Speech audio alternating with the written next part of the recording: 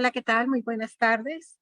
Soy Rosalba Mejía, subdirectora del Museo de las Constituciones de la UNAM, y les doy la bienvenida a esta charla que tenemos cada mes en el museo.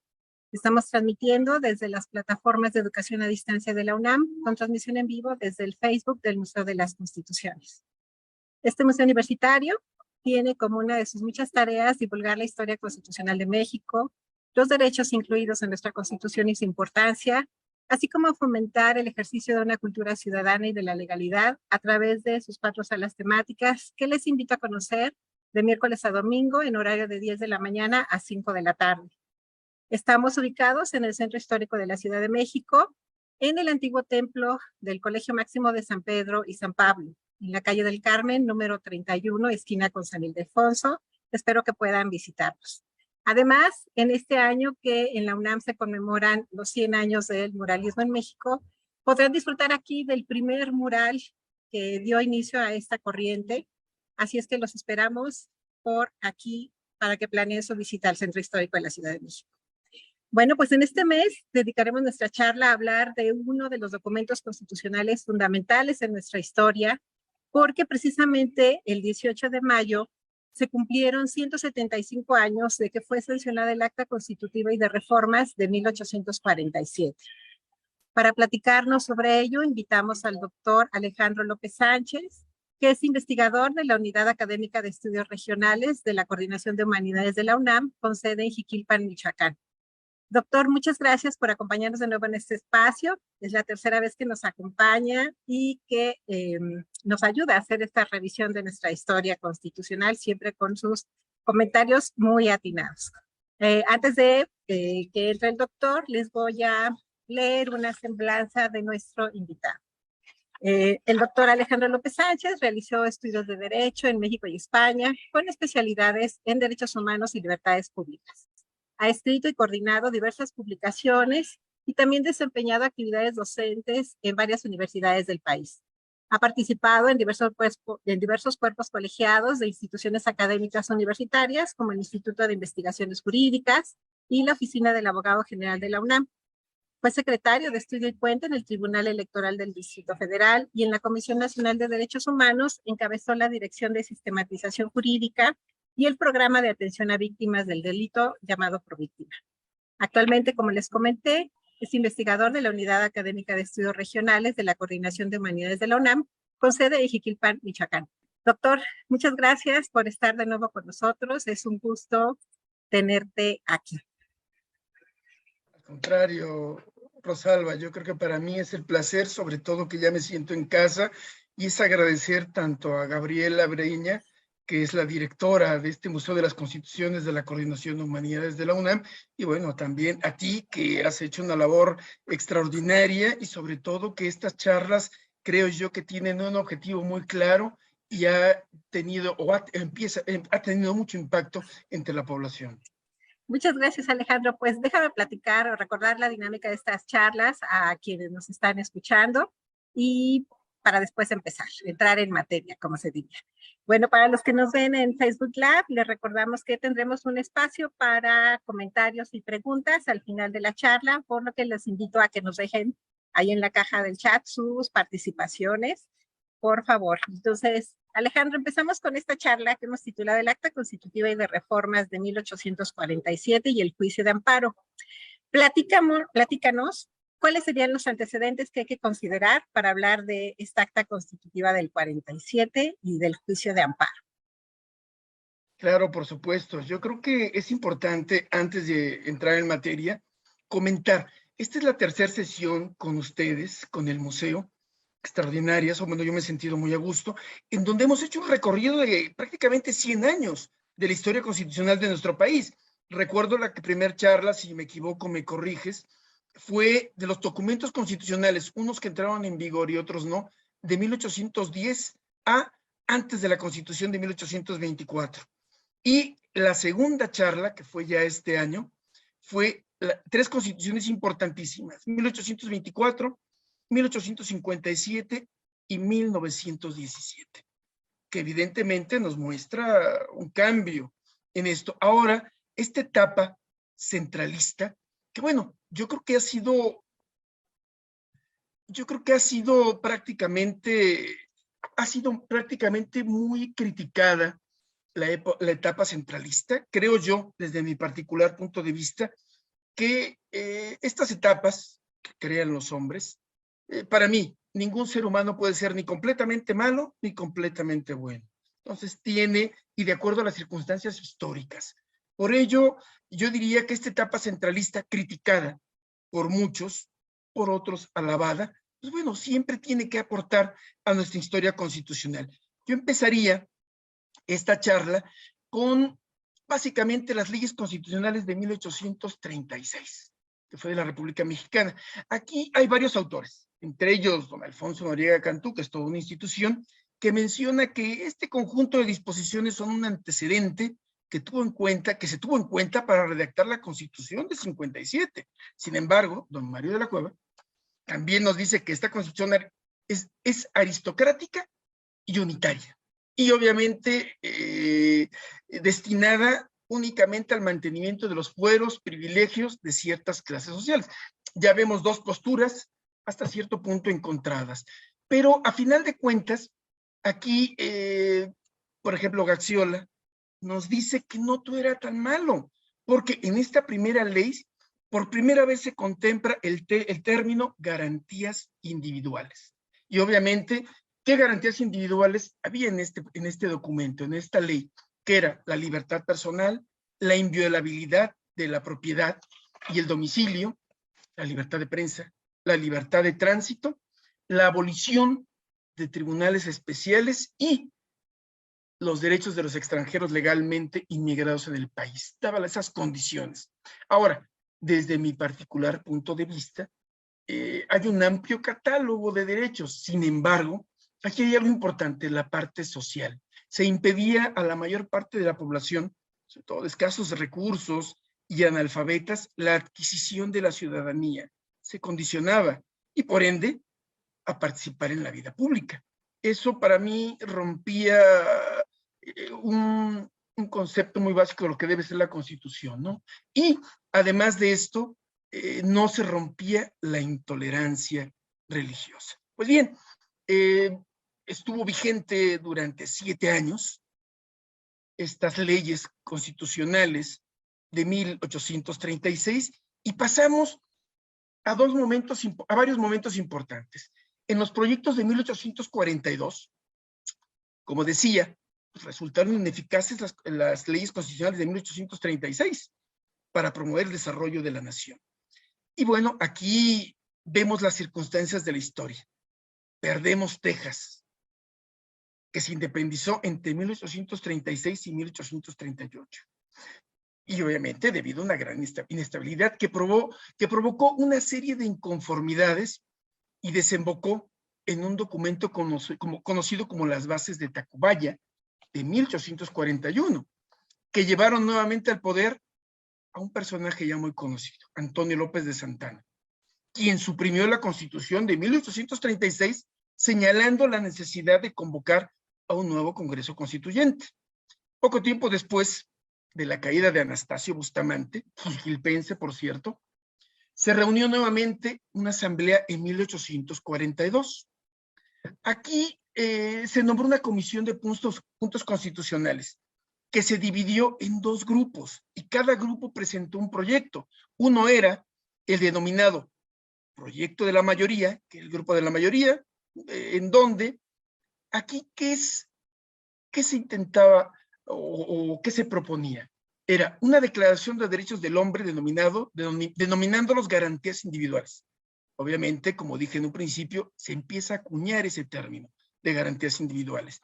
Y en el artículo 7 de este documento se consignó en 15 fracciones los derechos de libertad, igualdad y propiedad, en donde, a grosso modo, se proscribió cualquier tipo de práctica esclavista, se estipuló el principio de intolerancia religiosa, se reconoció la libertad de imprenta, incluyó el tema de igualdad ante la ley, la inviolabilidad del domicilio, sanciones a la autoridad que efectuase actos arbitrarios, la distinción entre detención y prisión preventiva, se prohibía la práctica de tormento, cualquier otro medio para la averiguación, se prescribió la pena, las penas infames, de honor y dignidad, y trascendentales, que afectaba a terceras personas.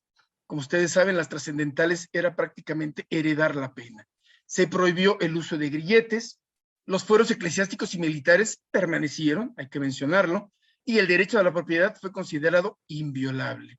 Un proyecto completo para la época en cuanto a su declaración de derechos. Y el proyecto de la minoría, otro proyecto, estableció los derechos bajo el rubro de derechos individuales, para diferenciarlo del otro proyecto. Este proyecto dividía a la Declaración de Derechos en 4 rubros: libertad personal, propiedad, seguridad e igualdad. Primero, negaba la esclavitud. Segundo, reconocía la libertad de imprenta y la libertad de expresión. Aquí, por primera vez en nuestra historia, se imponen restricciones en materia religiosa. Únicamente se limita al respeto a la vida privada y a la moral. Se respeta el derecho a la propiedad, se hace diferenciación entre prisión y se hace esa distinción, ¿no? Prisión preventiva y prisión. Estatuye el principio de irretroactividad de la ley, proscribe la imposición de penas infamantes y trascendentales, la abolición de la pena de muerte por delitos políticos.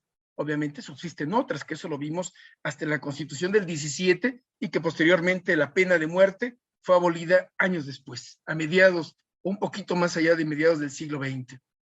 Asimismo, se prohíbe la confiscación de bienes, se prescribe el uso del tormento, se regula la garantía de audiencia, algo importantísimo, se estatuyó la inviolabilidad del domicilio y la correspondencia, se prohibió todo género de privilegios en la industria y el comercio, a excepción de los establecidos en la Constitución, y se dispuso que las garantías consagradas en este proyecto eran inviolables y que cualquier atentado contra ellas hacía responsable a la autoridad que las hubiere violado. Ahí ya vemos un freno que se hace a la autoridad.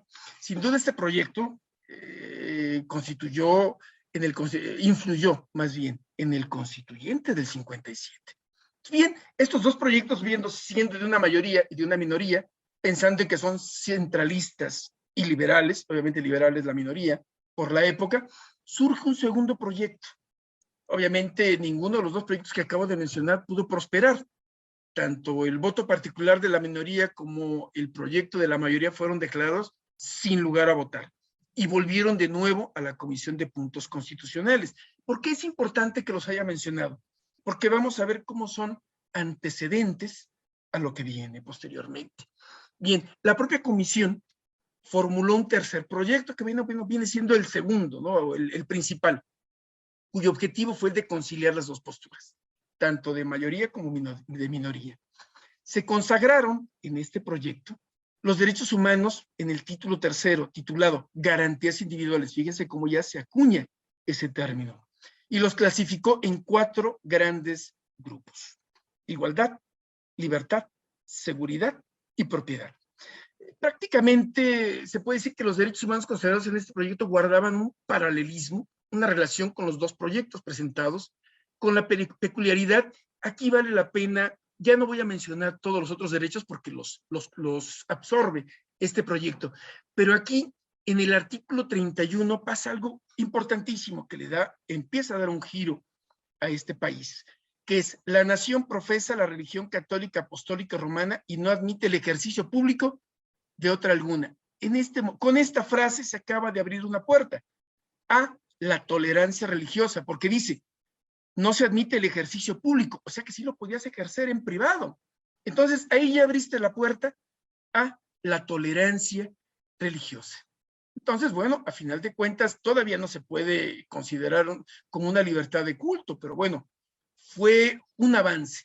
Y esto precisamente fue aprovechado otra vez por el personaje López de Santana para levantarse en armas y desconocer al Congreso Constituyente bajo el argumento de que no se respetaba la religión de nuestros padres, así como considerar la libertad de imprenta como un instrumento de sedición. Y ya sabemos todo que es el levantamiento de un grupo de personas sin freno. Entonces aquí López de Santana, un personaje conocido en nuestra historia, pues vuelve otra vez a mover a gran parte de la población y bueno, a desconocer este proyecto. Y pues bueno, López de Santana. Aquí vienen las bases de organización política de la República Mexicana. Aquí, ¿qué es importante? Estas bases, impuestas en 12 de junio de 1842, incluían una detallada declaración de los derechos del hombre, obviamente dispuestos en el artículo 9, con 14 fracciones, y completados con el título 9, denominado Disposiciones Generales sobre Administración de Justicia. A grosso modo, por lo que hace a la libertad, las bases repitieron lo establecido por el ya leído proyecto de la minoría de 1842, en donde, bueno, como vimos, se proscribió la esclavitud, nuevamente persistía la intolerancia religiosa, en fin, vamos, la igualdad de los hombres, de proscribir la esclavitud, la seguridad personal, a la inviolabilidad del domicilio, en fin, todo lo que hemos repetido se vuelve a dar. Pero aquí yo creo que tenemos que mencionar que realmente no hay ninguna aportación, porque es una repetición de lo que vimos. Y bueno, López de Santana trató de gobernar por encima de las bases que él había apoyado e incluso disolver el Congreso. Y ante estas acciones, en diciembre de 1844, fue desaforado y encarcelado. Entonces ya vimos estas bases de organización del 43 y vamos a entrar ahora a lo que es el Acta Constitutiva y de Reformas de 1847. Bien, esta acta restablece algo muy importante, restablece la vigencia de la Constitución de 1824, basándose prácticamente en el voto particular de un personaje que ha tenido un peso en la historia enorme, que es el jalisciense don Mariano Otero, quien llegó a considerar que ante la imposibilidad de dictar una nueva constitución, dada la situación que atravesaba la República en esos momentos, se debía adoptar nuevamente la Constitución de 1824. Entonces, es así que el 5 de abril de 1847 sometió su proyecto de 22 artículos única y exclusivamente a la consideración de la Asamblea correspondiente.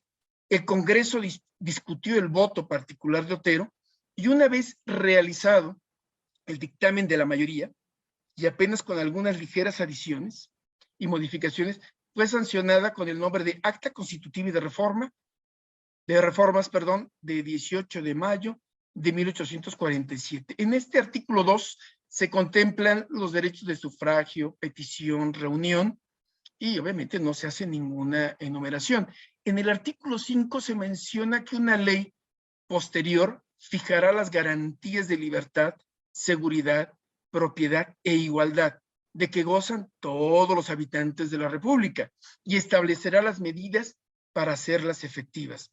Se instrumenta un nuevo sistema dentro de nuestra historia constitucional a través de una ley constitucional cuya finalidad será darle un carácter más eficaz al cumplimiento de los derechos humanos. Aquí es algo importantísimo porque a final de cuentas el derecho consagrado en la Constitución debe de tener una ley reglamentaria para que en un momento dado pueda garantizar su efectividad. Pero no nada más esa fue esta aportación, sino hubo una que a la fecha viene siendo de suma importancia, no nada más en México, creo yo que en Latinoamérica y en el mundo. En el artículo 25 surge a la vida el amparo. Al establecer la protección de los derechos de los habitantes de la República establecidos en la Constitución y leyes constitucionales contra todos los ataques de los poderes legislativo y ejecutivo, tanto de la Federación como de los estados. Obviamente con la intervención norteamericana del 46 al 48 culminó la pérdida del territorio nacional y provocó una nueva crisis interna. Nuevamente López de Santana, con un gobierno centralista del 53 al 55, investido como Alteza Serenísima, reprimió la oposición política, su gobierno fue regulado por las bases para la administración de la República hasta la promulgación de la Constitución. Pero en 1854, un movimiento armado amparado en el Plan de Ayutla desconoció al gobierno de López de Santana, logró su renuncia y su exilio definitivo. Este movimiento, liderado por liberales, ocupó el gobierno y organizó el Congreso Constituyente de 1856 para, como ya hemos visto posteriormente, dar vida a la Constitución de 1857. Gracias, Alejandro. Estaba tratando de repasar este recorrido que has hecho por la historia de cómo surge el amparo, en qué constituciones, en qué documentos, con qué antecedentes, y se podrían marcar unas etapas eh, claramente distinguibles entre nuestra historia de las constituciones, cuando surgen estos documentos fundamentales. Estamos hablando del periodo que va del 24, de 1824 a 1836, que fue la de la vigencia de esta constitución que establece una república federal. En el 36 y precisamente hasta el 47, que es cuando se redactan esta acta constitutiva de reformas, pues son 11 años en el que la forma de gobierno ya no era república federal, sino era una república centralista, ¿no? Con la figura central de Santana, como bien has mencionado. Y luego del 47 al 57, que se restablece la Constitución del 24 con algunas reformas precisamente que se hicieron en este 47, y luego damos otro brinco, 60 años hasta 1917. Y, y ya me dirás tú si coincides con esto, podríamos dar otro salto muy importante hablando de los derechos al 2011 con la reforma constitucional. En este recorrido, Alejandro, ¿cuál fue la importancia o por qué Mariano Otero es considerado como una figura fundamental al hablar del amparo en México? Bien, yo creo que aquí es importante mencionar que el amparo, que es un instrumento o medio de defensa, hay muchas definiciones. Unos autores le llaman juicio, derecho, recurso o todas las anteriores. Es un medio de defensa complejo y muy técnico, que protege, restituye, repara los derechos de las personas frente a los abusos del poder por parte de las autoridades, así como contribuye a mejorar la convivencia entre los que integramos una sociedad. Asimismo, es una herramienta que fortalece a la sociedad libre y democrática. Obviamente que todos buscamos, toda vez que proporciona pesos y contrapesos, al proceder por diversidad de actos que vulneran derechos humanos por parte de cualquier autoridad. Pero bueno, esa es la concepción que ahora tenemos. Y que bueno, en los años 40, después de la Segunda Guerra Mundial, el amparo, vamos, se ve reflejado o influye en la Declaración Universal de los Derechos Humanos y en la Declaración Americana de los Derechos y Deberes del Hombre. Pero bueno, remontémonos un poquito. El primer antecedente del amparo es la Constitución Política del Estado de Yucatán de 1841. Ahí hay una figura importantísima que es Crescencio Rejón. En este primer antecedente de la Constitución local, ¿qué es lo que nos encontramos? Aquí básicamente vemos en el artículo 62 de esta Constitución, no voy a leer todo, únicamente es en el numeral 1 dice, corresponde a este tribunal reunido, 1, amparar en el goce de sus derechos a los que le impidan su protección contra las leyes y decretos de la legislatura que sean contrarias al texto literal de la Constitución o contra las providencias del gobernador. Hacemos énfasis en que habla decretos de las legislaturas y las providencias, las actuaciones del gobernador. O sea, nos estamos yendo al poder ejecutivo y legislativo. Nada más. Que eso es algo importante, como vamos a ver posteriormente. Después, ya el segundo antecedente del amparo, pero ya a nivel federal, es el Acta Constitutiva de Reforma del 47, que repito, en su artículo 25 menciona, los tribunales de la Federación ampararán a cualquier habitante de la República en el ejercicio y conservación de los derechos que le concede esta Constitución y las leyes constitucionales contra todo ataque de los poderes legislativo y ejecutivo, ya de la Federación, ya de los estados. Y aquí vemos que prácticamente es lo mismo que en Yucatán, nada más que a nivel federal. ¿Qué es lo que el juicio de amparo en este primer diseño constitucional, pensó única y exclusivamente proteger a los habitantes de la República respecto de los ataques de los poderes legislativo y ejecutivo. No así del Poder Judicial, y menos de los actos de particulares y de cualquier autoridad. Sin embargo, en esta evolución que estamos comentando, ya la Constitución Federal del 57, que ya lo vimos en la participación anterior, pero que no entramos o no tocamos el amparo, en el artículo 101, fracción 1 o numeral 1, menciona, dice, el artículo 101, no voy a permitir leerlo, los tribunales de la Federación resolverán toda controversia que se suscite, y pone, por leyes o actos de cualquier autoridad que violen las garantías individuales. Ahí se abre la puerta y ya no es única y exclusivamente para actos del legislativo y el ejecutivo, es cualquier autoridad, incluyendo al Poder Judicial.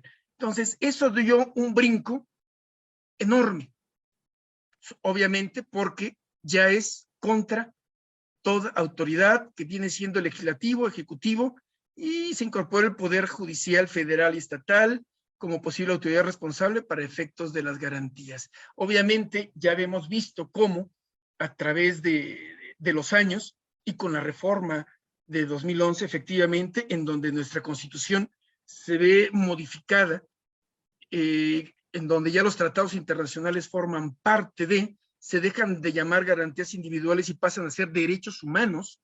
Y entonces, bueno, prácticamente de ahí da un giro enorme el amparo, porque se tuvo que modificar la ley de amparo. Y ahí obviamente está la ley de amparo de 2011. Entonces, bueno, a final de cuentas, repito, la figura del amparo es sumamente técnica, muy especial, de los cuales he de declarar que no soy especialista en ello. Sin embargo, es muy importante estos antecedentes, en donde de alguna forma nos da la idea de cómo fue evolucionando el amparo, y no significa que hemos acabado ahí. Todavía creo que falta mucho por avanzar, y que efectivamente este amparo nos ayuda en contra del abuso del poder de la autoridad, y que evidentemente es un contrapeso que en todo país democrático, donde buscamos la democracia, evidentemente pone el balance ante muchas circunstancias. Gracias, Alejandro. Entonces, el amparo actualmente que está establecido, está incluido en el artículo 105 constitucional, tiene como artículo constitucional, necesita una ley para reglamentarlo, para ejecutarlo. Y esta es la ley de amparo, precisamente. Así es, su ley reglamentaria donde viene todo, se especifica perfectamente todo lo que es este instrumento, esta figura jurídica que, repito, es muy compleja y muy técnica. Gracias.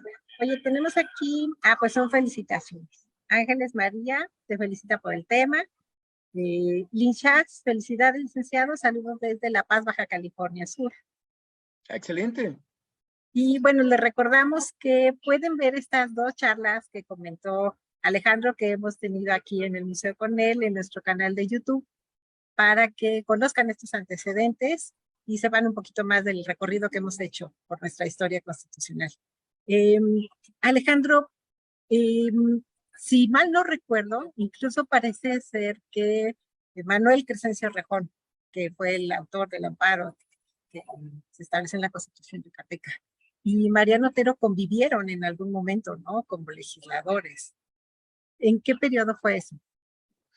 Bueno, creo yo que fue en no sé exactamente el momento, pero me imagino que fue entre 1940 y 1957, en donde ambos, que para mí en realidad vienen siendo los padres del amparo, en donde realmente tenían una idea innovadora de lo que era proteger al gobernado de las arbitrariedades de la autoridad.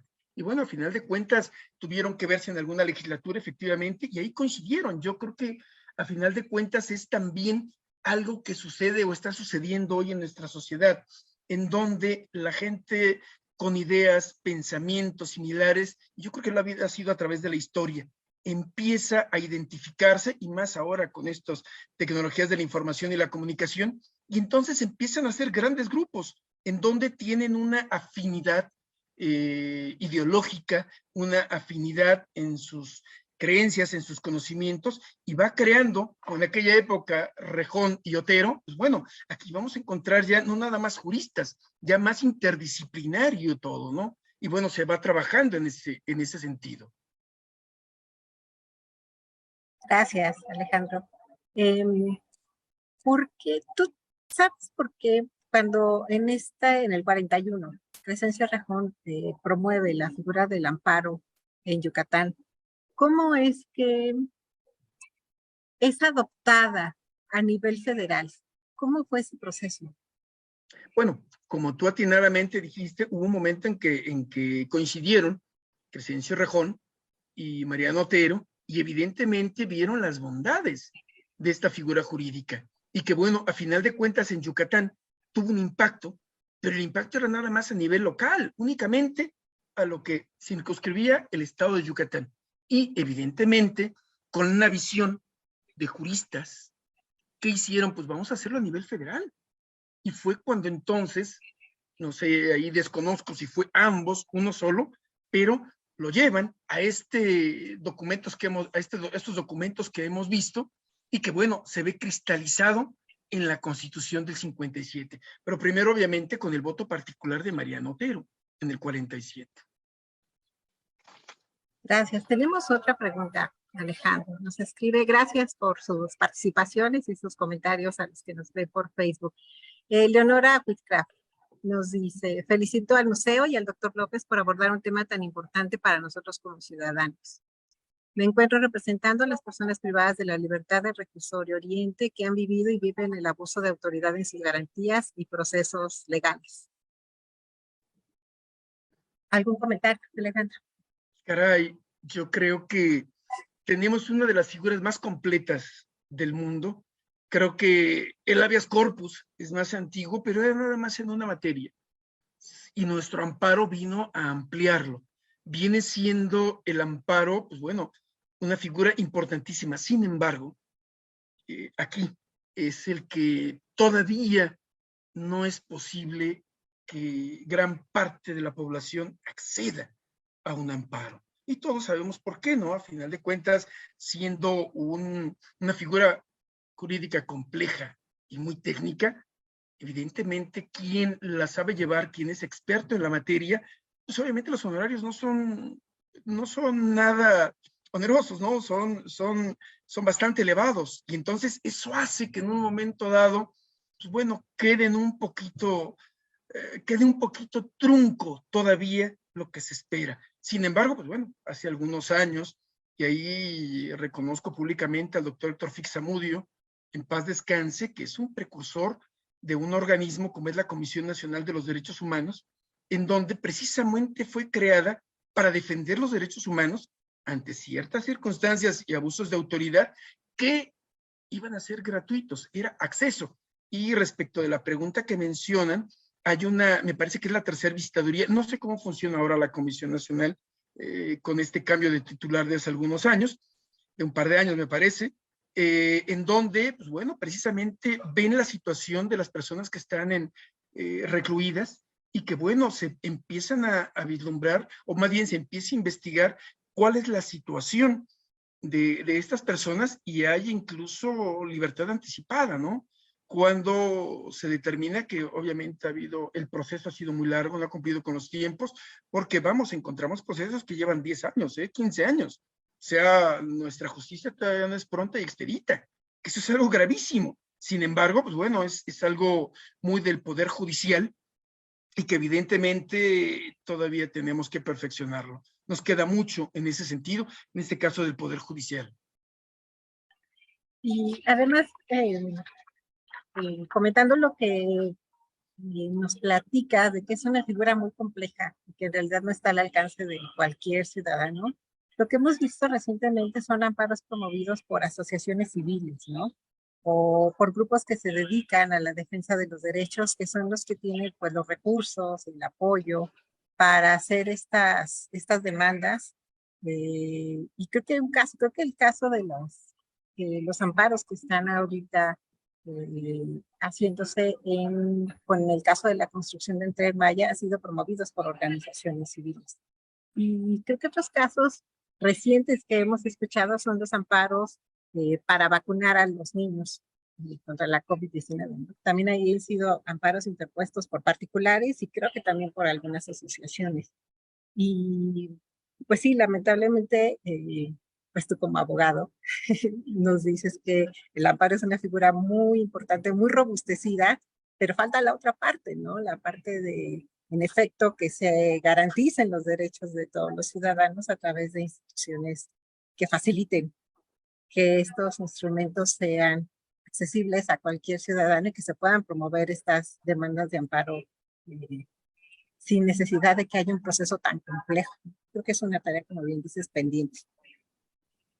Claro, aquí yo mencioné algo sin ser experto y con temor a equivocarme, pero hay un principio, bueno, hay varios principios, ¿no? Que tiene el amparo, desde la universalidad, interdependencia, indivisibilidad, progresividad, pro persona, pero hay uno que me llama la atención, que es el principio de relatividad, que conocido como formulotero, que menciona que se concede el amparo solo aplica y tiene efectos para las partes en el juicio. Sin embargo, con estas reformas que hubo en 2011, aquí, ¿qué es lo que cambia un poco? Si en un momento dado se promueve un amparo y se declara o hay una declaratoria general de inconstitucionalidad contra una norma general, pues bueno, aquí hay varias vías. Cuando se resuelven dos amparos en un mismo sentido contra la ley expedida del Congreso, pues bueno, el propio Congreso tiene la primera oportunidad para reformar o abrogar esta ley. Ahora bien, cuando es 5 casos en un mismo sentido, ¿qué es lo que sucede? El Congreso tiene 90 días para reformar o abrogar. Y en caso de no hacerlo, la Suprema Corte de Justicia declarará la Declaratoria General de Inconstitucional, obviamente con el voto que debe existir de 8 de sus miembros. Ahí, ese principio de la relatividad, vamos, lo mejor sería que desde el primer amparo, pues declares inconstitucional, ¿no? Pero bueno, hay todo un procedimiento porque no es tan sencillo tomar una decisión de esa naturaleza. Pero bueno, ese principio de relatividad que duró tantos años, desde 1847, bueno, 57, hasta 2011, se vio un poquito modificado y eso, vamos, quienes hemos estudiado un poquito derecho, pues pedíamos eso en gran parte, ¿no? Porque precisamente el amparo no es accesible a toda la población, por lo mismo que lo que implica, ¿no? Muchas gracias, Alejandro. Pues ya para cerrar esta charla, ¿por qué del acta constitutiva del 47 a la Constitución de 1857, ¿por qué podríamos decir que se perfeccionó esta figura? ¿Nos podrías repetir esa parte que se hizo en la Constitución del 57? ¿A qué te refieres? A el antecedente que había del amparo de, obviamente, de la Constitución de Yucatán del 41, posteriormente en el Acta Constitutiva y de Reformas del 47. Bien, aquí era básicamente algo importantísimo. Los tribunales de la Federación ampararán a cualquier habitante de la República contra todo ataque de los poderes legislativo y ejecutivo, nada más. O sea, si el presidente, gobernador, presidente municipal violentaba un derecho, o todo, obviamente, toda autoridad, pues tenías el amparo. Si el legislativo sacaba una ley que te afectaba, procedía el amparo, pero no existía el amparo contra actos del Poder Judicial. Entonces faltaba el tercer poder, que en un momento dado decías, bueno, el legislativo y el ejecutivo tiene el gobernado, el ciudadano tiene oportunidad de defensa contra un acto arbitrario. pero ¿y del Poder Judicial? Y es ahí donde viene el distingo, la diferencia con la Constitución del 57, que es donde dice que a todas las leyes o actos de cualquier autoridad. Ahí, esa pequeña frase del artículo 101 de la Constitución del 59 abre el panorama a que ya no sea única y exclusivamente del Poder Ejecutivo y del Legislativo, sino a cualquier autoridad. Hoy en día podemos decir cualquier autoridad, hasta los órganos constitucionales autónomos, podemos decir de autoridad, vamos, todos los secretarios de Estado, la Pemex, Comisión Federal, vamos, son autoridades, son consideradas, incluso la Universidad Nacional Autónoma de México, son autoridades. Entonces, bueno, ahora se abre completamente, pero en aquella época se circunscribió única y exclusivamente a los actos de autoridad del Legislativo y el Ejecutivo. Gracias. Y precisamente este pasar del tiempo en el que se va ampliando, que se fue perfeccionando, digámoslo así, se debe pues a las mismas condiciones que teníamos, ¿no? Como país. Claro. César Colín, muchas gracias por la pregunta, César. Nos dice, ¿qué tan pertinente era trabajar en una constitución en medio de una guerra contra Estados Unidos? Wow, qué pregunta tan interesante, porque de ahí, para mí, desde mi particular punto de vista, ahí se forjan las grandes cosas. Pese a la problemática, las vicisitudes que se tenían en ese momento, había quien tenía la cabeza en pensar en los demás. Y el forjar una constitución o reformar una constitución, pues vamos, no estaría fácil. Sin embargo, para eso también nos servía la trayectoria constitucional que teníamos. Ya no estábamos empezando de ceros. Era simplemente que los juristas de la época, pese a las circunstancias que se vivían, obviamente, con que nos quitan parte del territorio y demás, ¿qué es lo que sucede? Pese a todo, pese a los problemas, había esa resiliencia. Y salíamos adelante. ¿Que debe ser complicado? Claro, yo creo que no nos hemos enfrentado a una situación así, pero creo yo que ahí se forjan, pues, no los grandes hombres, las grandes actuaciones de muchos hombres, porque no nada más es de uno. Y me refiero a hombres hablando de los dos géneros, tanto de varones como de mujeres, hombre como especie. Entonces, básicamente, mujeres y varones ahí forjaron, porque a final de cuentas, pese a la problemática, pues sacaron esto adelante y dieron pasos, no hubo un retroceso. Ahora sí que creo que de ahí viene arrastrándose el término de progresividad. No hay marcha atrás, vamos avanzando, que a veces se retrocede y se rompe con ese principio de progresividad, pero bueno, parte de la historia y de lo que nos va dejando de enseñanza la historia. Gracias. Y también pues hay que recordar que las constituciones son documentos que organizan a las instituciones de gobierno. Y sin duda una guerra, pues es un evento lo suficientemente traumático e importante como para tratar de ver una solución este cambio de cómo está organizado el gobierno, ¿no? Entonces, yo creo que la guerra contra Estados Unidos, esta intervención del 45 al 48 que se firma el Tratado de Paz, pues cimbró lo suficiente a los políticos y a la sociedad para decir, creo que el experimento centralista o los años que vivimos con gobiernos centralistas, con estas constituciones centralistas, no nos sirvieron. Vamos a regresar. No sirvieron, sí, es cierto. Exacto. En ese sentido dijeron, pues vamos a regresar un poco a lo que conocemos, a la Constitución del 24, pero reformándola y reforzándola, ¿no? Entonces, sin duda, particularmente en nuestra historia constitucional, pues que se forjó durante todo el siglo XIX, pues tampoco podemos olvidar, en efecto, como nos hace recordar César, que pasamos por muchas guerras, por muchas intervenciones, y eso, de alguna manera, la experiencia de la sociedad y de los gobiernos se ve reflejada en las reformas que se fueron haciendo en las constituciones o en los cambios casi radicales de documentos constitucionales. Es interesante, sin duda, que cuando estudiemos la historia constitucional no dejemos de lado la historia misma de lo que pasaba en nuestro país, que explica mucho de esto, ¿no? Claro, yo creo que a final de cuentas, como tú dices atinadamente, nuestra historia constitucional se forja desde 1810 hasta el 57, porque la Constitución del 17 viene siendo un antecedente de todo lo que fuimos aprendiendo de 1810 a 1857, y hablo de 1810, todavía no teníamos la independencia concluida. La concluimos hasta 21, pero todo lo que traíamos atrás de proyectos y programas, y que era ahora sí que escribir en las rodillas y a caballo, porque tenías que ir huyendo, pese a los problemas. Y entonces, ¿qué sucede? Cuando llega 1917, ya traíamos un aprendizaje enorme.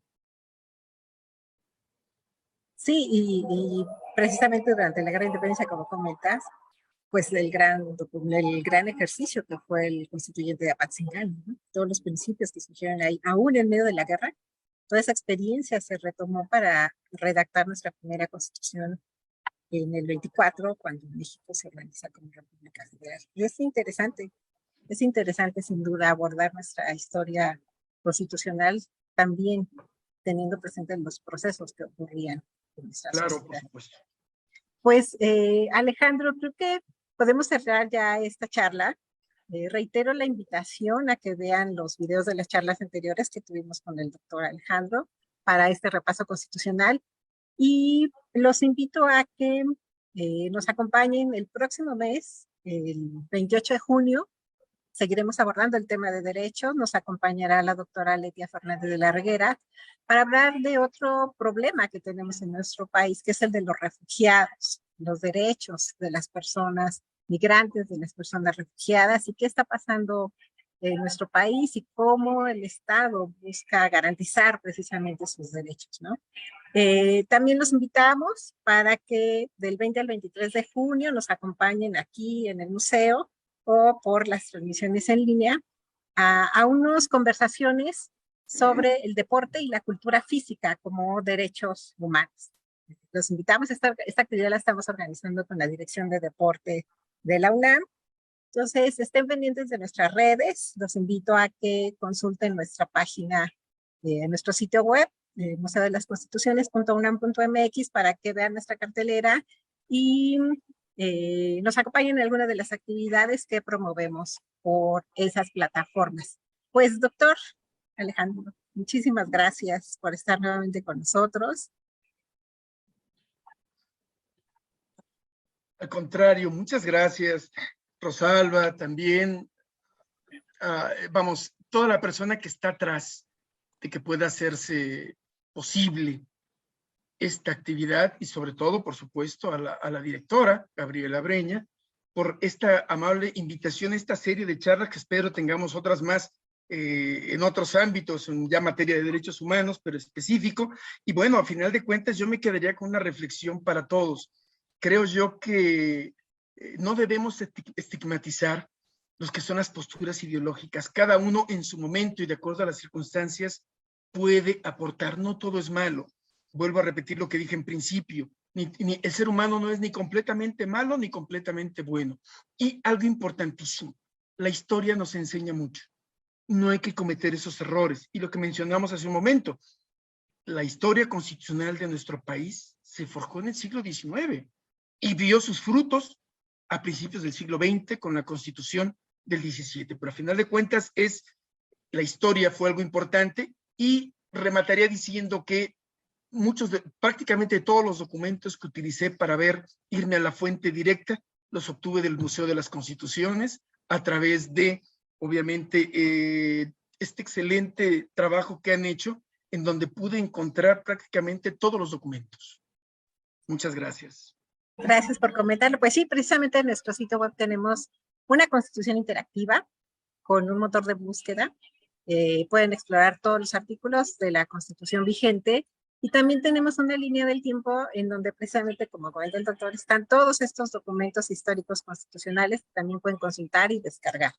Entonces las invitamos a que exploren nuestro sitio web y pues les agradecemos estar con nosotros, sus participaciones y sus preguntas. Los esperamos el próximo mes en nuestra siguiente charla y en otra próxima que tendremos sin duda con el doctor Alejandro López Sánchez. Muchísimas gracias, que tengan muy buena tarde, buena noche.